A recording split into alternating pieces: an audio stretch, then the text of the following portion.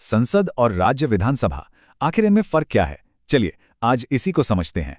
तो चलिए सीधे मुद्दे पर आते हैं। शुरुआत करते हैं देश की सरकार से, यानी केंद्र सरकार से। देखिए, संसद के दो सदन होते हैं। पहला है लोकसभा, जिसे निचला सदन भी कहते हैं। पूरे भारत में लोकसभा की कुल सीटें कितनी हैं? इसका जवाब है। और मजे की बात यह है कि ये सीटें अलग अलग राज्यों में बटी होती हैं। जैसे कि हमारे उदाहरण हिमाचल प्रदेश से लोकसभा की 4 सीटें आती हैं। अब बात करते हैं संसद के दूसरे यानी ऊपरी सदन की, राज्यसभा। राज्यसभा में ज्यादा से ज्यादा 250 सदस्य हो सकते हैं। और इस कुल संख्या में से हिमाचल प्रदेश 3 सदस्य भेजता है।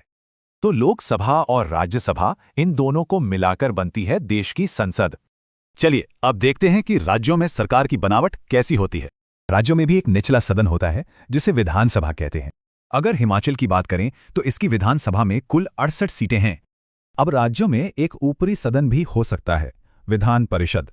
पर इसमें एक पेंच है, और वो ये कि विधान परिषद हर राज्य में हो यह जरूरी नहीं है, जैसे हिमाचल में नहीं है। तो राज्य का विधानमंडल बनता है विधानसभा और विधान परिषद को मिलाकर। आइए अब हिमाचल प्रदेश के सारे नंबर्स को एक साथ देख लेते हैं।